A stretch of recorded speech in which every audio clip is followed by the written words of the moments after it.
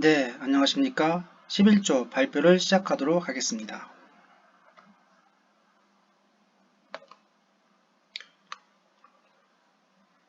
먼저 저희 조가 발표할 주제에 대해서 말씀드리겠습니다. 저희 조는 학교 알림이 학교 통계 자료를 바탕으로 한 지역별 학령기 인구 추이 조사입니다. 이렇게 주제를 선정한 이유에 대해 말씀드리겠습니다. 첫 번째, 지역별 인구 추이와 학령기 인구 변화를 파악하는 것은 교육정책 수립에 도움을 줄 수 있기 때문입니다. 두 번째, 인구 통계 자료는 향후 인구 예측에 유용한 자료로 활용될 수 있기 때문입니다.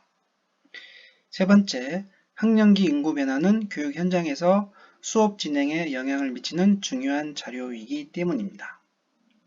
네 번째, 데이터를 활용하여 지역마다의 인구 구조와 교육 현황을 비교 분석할 수 있는 중요한 자료이기 때문입니다.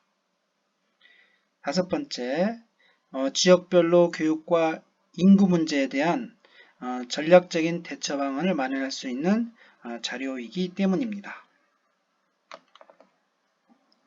데이터 수집과 관련된 내용을 말씀드리겠습니다. 저희는 프로젝트를 수행하기 위해서 필요한 자료를 학교 알림이 공개용 데이터 웹사이트를 이용해서 자료를 수집하였습니다. 수집된 자료는 오른쪽에 있는 내용의 자료를 포함하고 있습니다. 초등학교 학생 수 데이터를 수집하기 위해서 웹사이트에서 연도를 2022년 그리고 학교급을 초등학교로 선택해서 자료를 수집하였습니다. 네, 중학교 학생 수 데이터를 수집하기 위해서 동일한 작업을 수행하였습니다. 수집된 자료는 CSV 파일로 저장해서 작업을 진행하였습니다. 다음은 자료 구조화에 대해서 말씀드리겠습니다. 자료 구조화를 위해서 파이썬, 판다스 라이브러리 도구를 사용하였습니다. 학교 알림이 학교 통계를 바탕으로 지역별 인구 현황을 연령대별로 나누어서 저장을 하였고, 판다스 데이터 프레임을 활용하여 지역별 연령별로 분류되어 있는 데이터에 쉽게 접근할 수 있도록 자료를 구조화하였습니다. 관찰하려는 데이터가 학령기 인구에 대한 조사이기 때문에 학령기를 벗어난 데이터는 제외하고 자료 구조화를 진행하였습니다. 먼저 초등학교 관련 데이터를 읽어와 데이터 프레임으로 저장하고 분석에 필요한 열들만 남기는 작업을 수행하였습니다. 또한 상위 10개의 행을 출력하여 데이터의 일부를 확인할 수 있도록 하였습니다. 중학교 관련 데이터도 동일한 방법을 적용해서 진행하였습니다. 지역열을 기준으로 초등학교 데이터를 그룹화하고 각 지역의 데이터를 합산하여 새로운 데이터 프레임을 만들었습니다. 이를 통해 각 지역에 합산된 데이터를 확인할 수가 있었습니다.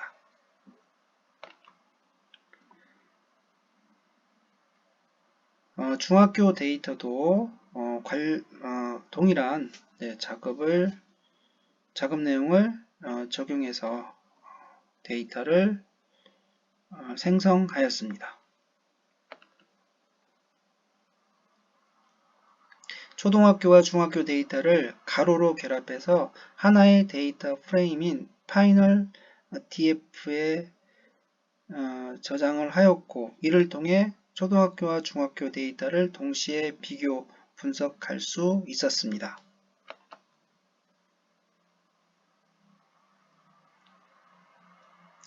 (2022년부터) (2028년까지의) 서울지역별 학생수를 앞서 분석된 자료를 근거로 해서 추출한 내용입니다. 다음은 서울시의 각 구에 대한 학급수 데이터를 개별적으로 추출해서 분석한 내용입니다. 각 구별로 학급수의 추이를 살펴보고 구간별로 비교 분석할 수 있도록 하였습니다.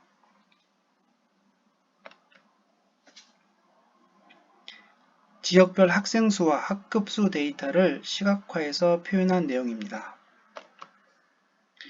중학교 총 학생수 데이터를 계산해서 지역별로 비교한 데이터를 시각화해서 표현한 내용입니다.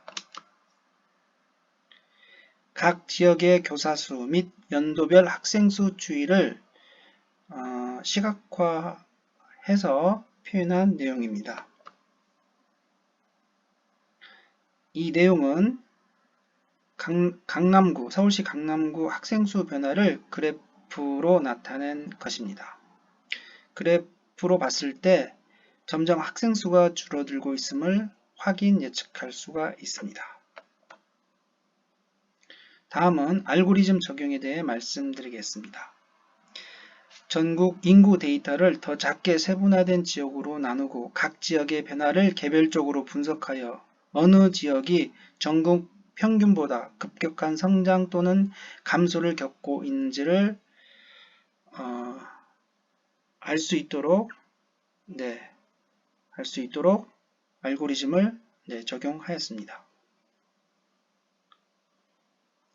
분할 전국 알고리즘으로 접근해서 인구 추세를 보다 세분화해서 분석할 수 있기 때문에 지역 및 국가 수준에서의 인구 변화를 보다 포괄적으로 이해할 수 있도록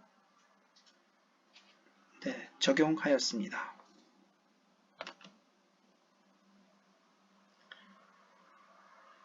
앞서 분석한 자료를 근거로 해서 학급당 학생수라는 데이터를 생성하였습니다. 연도별 학급당 학생수를 생성한 데이터입니다.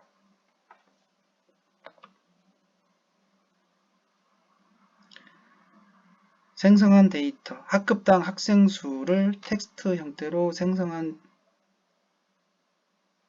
내용이고, 다음은 이를 함수를 활용해서 특정 지역, 그 다음에 특정 연도의 학생수 분포를 시각적으로 표현한 내용입니다. 다음은 사용자로 하여금 선택 메뉴를 제공을 해서 학령 인구 추이를 알고 싶은 지역을 선택하게끔 한 내용입니다. 사용자가 지역을 선택하면은 선택한 지역에 대한 학령 인구 추이가 시각화해서 표현이 되는 내용이라고 할 수가 있겠습니다. 예상 결과 및 기대 효과에 대해 말씀드리겠습니다. 해당 지역의 인구 변화를 추적함으로써 지역의 미래 발전 방향성을 파악하는 데 도움이 되는 자료이고, 해당 지역에서의 교육 시스템이나 인프라를 어떻게 개선하고 인구 감소로 인한 문제점 어떻게 대처할지 등을 예측하는 데 도움이 되는 자료라고 생각합니다. 해당 지역의 인구 구성이나 경향성을 파악해서 사회적 문제를 예방하고 예방정책을 수립하는 데 도움이 되는 자료라고 생각합니다. 기대 효과로는 지역의 발전에 필수적인 정보를 제공하며 해당 지역의 교육정책이나 인프라 구축에 대한 방향성을 제시할 수 있는 자료가 될 수 있다고 생각합니다. 분석 과정에서의 한계점에 대해 말씀드리겠습니다. 첫 번째, 주민등록 인구 통계 자료와 학교 알림이 학생수 자료에 차이가 발생한다는 점을 간과한 점입니다. 두 번째는 인구 이동을 고려하지 않고 자료를 분석했다는 점입니다. 재개발 등 주거 환경 변화로 인한 인구 이동이 있을 수 있는데 이를 고려하지 않았고 중학교 진학 시 선호학군으로의 이주가 있을 가능성이 있는데도 이를 고려하지 않았던 점입니다. 향후 이와 비슷한 유사한 과제나 프로젝트가 주어진다면 이러한 점을 반드시 고려하도록 하겠습니다. 이상 11조 발표를 마치도록 하겠습니다. 감사합니다.